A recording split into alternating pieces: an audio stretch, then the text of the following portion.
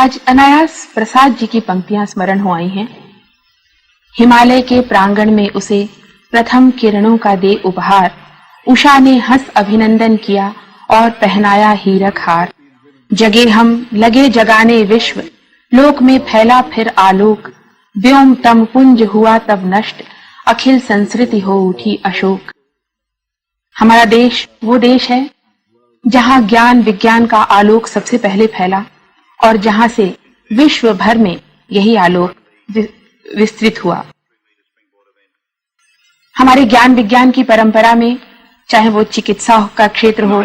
चाहे खगोल का, ज्योतिष का, व्याकरण का हो अथवा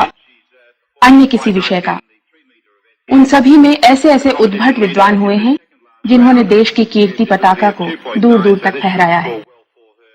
मुझे इस समय विशेष रूप से स्मरण हो आया है वराह मिहिर का, जिन्होंने बहुत सारे दर्शन के, ज्योतिष के सिद्धांतों को समेटते हुए पुस्तकें लिखी थी, इस आशय से कि उसका ज्ञान जन जन के लिए सुलभ हो जाए। कुछ ऐसा ही कार्य कर दिखाया है हमारे डॉक्टर नारायण दत्त श्रीमाली ने, जिन्होंने ज्योतिष के विभिन्न विभागों पर लगभग 153 पुस्तकें लिखी हैं। डॉक्टर साहब की कुछ पुस्तकें ज्योतिष के मंत्र हिस्से पर, कुछ तंत्र विज्ञान पर, कुछ हस्तरेखा पर, कुछ हिप्नोटिज्म पर, यानी कि ज्योतिष का कोई ऐसा क्षेत्र नहीं है जिस पर उन्होंने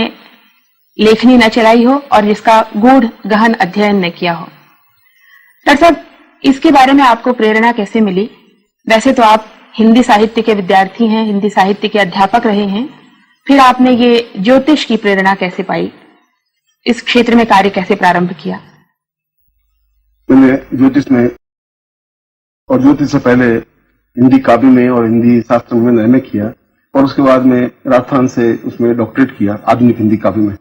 यह तो एक जीवन का एक क्षेत्र था, मगर इसके साथ साथ मेरे पारिवारिक पृष्ठभूमि और पारिवारिक चिंतन ज्योतिष का आधार रहा है। मेरे पिताजी बहुत अच्छे ज्योतिषी थे और इसके साथ साथ मैं एक ब्राह्मण होने के नाते और ज्योतिषी होने के नाते उस घर का वातावरण, उच्च कोटि के लोग, उच्च कोटि के व्यक्तित्व मेरे पिताजी से ज्योतिष के बारे में जानकारी लेने आते, तो मेरे मन में भी ये चिंतन आया कि ये जो प्राचीन ग्रंथ हैं, अगर उनको सही ढंग से उनका चिंतन विचार नहीं किया गया, आधुनिक युग के संदर्भ में और आधुनिक परिप्रेक्ष्य में अगर उनको सही ढंग से नहीं देखा गया तो विद्या ज्यों की त्यों एक संस्कृत में कैद बनकर के ग्रंथों में रह जाएगी।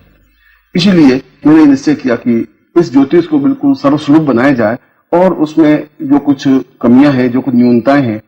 और समाज की बदली हुई पृष्ठभूमियों में या पृष्ठभूमि में जो कुछ व्यावहारिक चिंतन बन सकता है, उस चिंतन को लेने के लिए मैंने ज्योतिष के क्षेत्र में काम किया और इस ज्योतिष में मैंने 153 से ज्यादा ग्रंथ लिखे और ये लिखे कि उसमें प्रत्येक प्रकार की विधाओं पर मैंने ग्रंथ लिखे, जिससे कि ज्योतिष अपने आप में सर्वांग पूर्ण बन सके। और उन ग्रंथों के द्वारा मैंने कुछ आधार तो लिया, मगर साथ ही साथ आज के युग में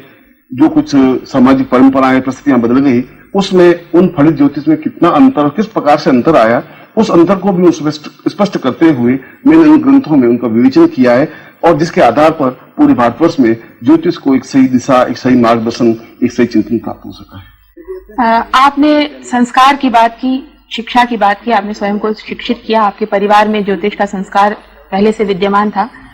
आप ये बताएं कि एक अच्छे ज्योतिषी के लिए या किसी भी अच्छे विद्वान के लिए इन दो बातों के अलावा, संस्कार और शिक्षा के अलावा, और आप और किस वस्तु को आवश्यक समझते हैं? हमारे प्राचीन ग्रंथों में, चाहे वराह मिहिर के ग्रंथ हो, चाहे आर्यभट्ट के ग्रंथ हो और चाहे अथर्ववेद में इस चिंतन को हम देखें, उसमें स्पष्ट रूप से कहा है कि ज्योतिष अपने आप में एक काल की तीसरी आंख है, जिसके माध्यम से हम अपने भविष्य का चिंतन देख सकते हैं, आने वाली परिस्थितियों को, आने वाली कमियों को, आने वाली न्यूनताओं को। मगर केवल ज्योतिष के माध्यम से संपूर्ण काल को और भविष्य को स्पष्ट आंका नहीं जा सकता। इसके साथ साथ जो हमारी पारिवारिक पृष्ठभूमि है और शिक्षा है, इसके अलावा अगर इष्ट दर्शन है, इष्ट चिंतन है, इष्ट साधना है, तो उस साधना के माध्यम से ही उसमें परिपक्वता आ सकती है। चाहे भारत का प्राचीन विद्वान रहा हो, चाहे वह ऋषि रहा हो, चाहे अथर्ववेद का रचयिता रहा हो, चाहे वराह मिहिर रहा हो, उन्होंने इस बात को तो स्वीकार किया ही है कि ज्योतिष की परिपूर्णता के लिए इष्ट साधना अत्यंत आवश्यक है और इष्ट साधना के माध्यम से ही हम भविष्य को सफलता के साथ आंक सकते हैं और उसका निदान, उसका समाधान किया जा सकता है। साधना कैसी हुई? यानी ऋषियों के बताए मार्ग पर चलना, या स्वाध्याय, या घर में रहते हुए, या घर से बाहर जाकर कहीं हिमालय पर रहकर, जैसे प्राचीन काल के ऋषि मुनि किया करते थे, उस तरह की साधना से आपका तात्पर्य क्या है? साधना का तात्पर्य मेरा ऐसा नहीं है कि कोई भी गृहस्थ घर से बाहर छोड़ करके हिमालय में जाकर के बैठ जाए और वहीं पर कोई मंत्र जाप करे, ये तात्पर्य है। तात्पर्य यह है कि अगर उसको सही ढंग से भविष्य को आंकना है, भविष्य का चिंतन करना है, तो उस प्रत्येक व्यक्ति का एक कर्म क्षेत्र और पारिवारिक पृष्ठभूमि के साथ साथ उसकी संरचना प्रभु ने एक अलग ढंग से की है, और वह संरचना किसी इष्ट के साधना के माध्यम से संभव हो सकती है। उस इष्ट के साधना से इस बात का एहसास किया जा सकता है कि जीवन का निर्माण किन तत्वों से और किन तरीकों से स्पष्ट हुआ है। इस प्रकार स्पष्ट किया जा सकता है कि आने वाले समय में मेरे लिए क्या अनुकूलता है, प्रतिकूलता है, और यदि वे प्रतिकूलताएं हैं तो इसको किस प्रकार से उसका समाधान किया जा सकता है। उसके समाधान के लिए वह व्यक्ति स्वयं अपने घर में रह करके भी साधना संपन्न कर सकता है। मैंने ज्योतिष के अलावा उन साधनात्मक ग्रंथों का भी रचन किया है, और उन ग्रंथों में मैंने स्पष्ट किया है कि किसी एक मामूली या सामान्य पढ़े लिखे ज्योतिषी या सामान्य ब्राह्मण के संपर्क में या उनके ऊपर आश्रित नहीं रह करके वह स्वयं अगर उस मंत्र जाप या उस साधना को पूर्णता से करे तो वह स्वयं अपने जीवन का सही दृष्टि से मार्गदर्शन प्राप्त कर सकता है और जीवन में पूर्णता अनुकूलता प्राप्त की जा सकती है। यानी ज्योतिष की भविष्यवाणियां जो हैं, उनमें बजाय ये ऊपरी साधनों से उसका परिष्कार करने के, यदि व्यक्ति अपनी साधना से लगन से कुछ करना चाहे तो उसके लिए संभव हो सकता है। हमारे शास्त्रों में तो बिल्कुल स्पष्ट रूप से कहा है, और गीता में बिल्कुल 2 कृष्ण ने कहा है कि ये सारा ब्रह्मांड हमारे अंदर निहित है। यदि हम अंदर चिंतन करके उस ब्रह्मांड को देखने की क्रिया संपन्न कर सकें, और अंदर उतरने की क्रिया साधना के माध्यम से ही संभव है, और वहां उतर करके हम भूतकाल को भी, अपने जीवन के भूतकाल को और अपने जीवन के पूरे वांग्मय के जीवन के भूतकाल को देख करके और भविष्य काल को देख सकते हैं, जिसके माध्यम से ही हम अपने जीवन का निर्माण और जीवन की रचना और जीवन की अनुकूलता और प्रतिकूलता को आंक करके उसके लिए बिल्कुल अनुकूल स्थितियां पैदा कर सकते हैं। आपने तो स्वयं ज्योतिष के हर अंग पर विवेचन किया है, लेखन भी किया है। आप ये बताएं कि आपने मंत्र और तंत्र, हस्त विज्ञान, इन सभी पर लिखा है। इनके माध्यम से आप लोक कल्याण के लिए क्या करते हैं? ज्योतिष का पूरा आधार ही लोक कल्याण है, इसलिए कि व्यक्ति अपने आप में एक, प्रत्येक व्यक्ति का एक लक्ष्य होता है, एक चिंतन होता है कि मैं जीवन के शीर्ष स्थान पर पहुंचूं, और प्रत्येक व्यक्ति पहुंचना चाहता है, चाहे वह व्यक्त करे चाहे नहीं करे, मगर यह आवश्यक नहीं है कि प्रत्येक व्यक्ति शीर्ष स्थान पर पहुंचे।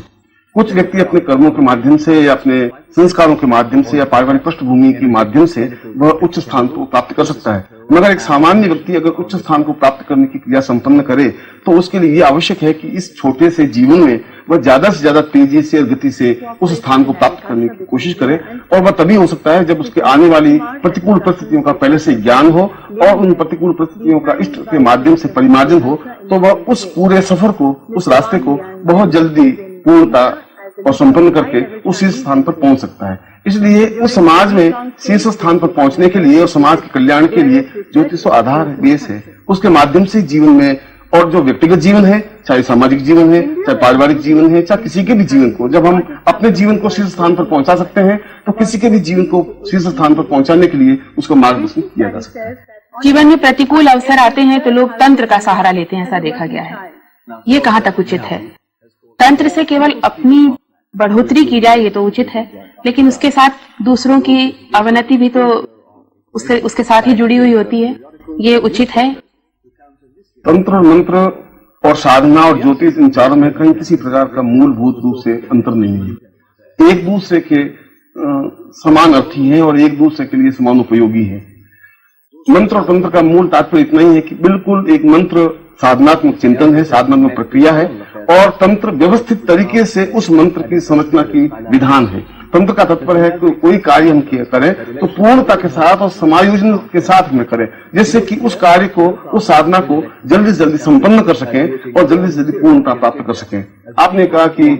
एक व्यक्ति अपने तंत्र साधना के माध्यम से अपना अनुकूलता प्राप्त करने के लिए किसी का अहित करे, तो तंत्र में दूसरे का अहित तो बीच में कुछ संभव है ही, क्योंकि जहां हम अपने अनुकूलता के लिए प्रयत्न करते हैं तो स्वाभाविक 10,000 की भीड़ में यदि हमें शीर्ष स्थान पर पहुंचना है तो बहुत तेजी से 50, 25, 100, 200, 500 आदमियों को धकेल करके तो आगे पहुंचा ही जा सकता है। वैज्ञानिक क्रिया अपने आप में किसी को नुकसान पहुंचाने की क्रिया नहीं है, वह तो अपनी गति को आयाम गति को बढ़ावा देने की क्रिया है। तंत्र के माध्यम से अहित करने की कोई प्रक्रिया है ही नहीं। तंत्र एक व्यवस्थित तरीके से साधना के करने की क्रिया है। आपने देश विदेश का इतना भ्रमण किया है, भारतीय ज्ञान विज्ञान के प्रति, विशेष रूप से भारतीय ज्योतिष के प्रति आपको सबसे अधिक रुचि कहाँ दिखी? किस देश में? जिस समय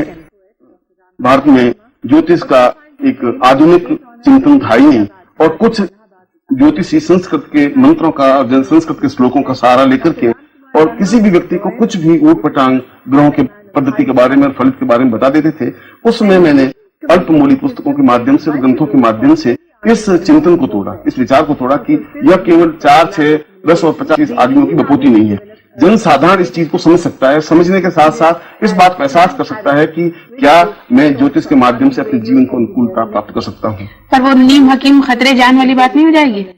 नहीं, मगर यदि उसमें रुचि है, वो इतना तो ज्ञान आज अगर कोई ज्योतिषी उस व्यक्ति कहे तुम्हारा शनि की दशा है, तुम शनि का ये ऐसा कार्य करो, तो वो कहेंगे शनि की दशा मेरे ऊपर है ही नहीं, शनि का तो क्यों, इतना तो कम से कम ज्ञान है। वह चाहे बहुत ऊंचा इलेक्ट्रिशियन नहीं बन सके, मगर फ्यूज ठीक करने वाला तो कम से कम बन ही सकता है, जिसमें घर में रोशनी आ सके, प्रकाश पैदा कर सके।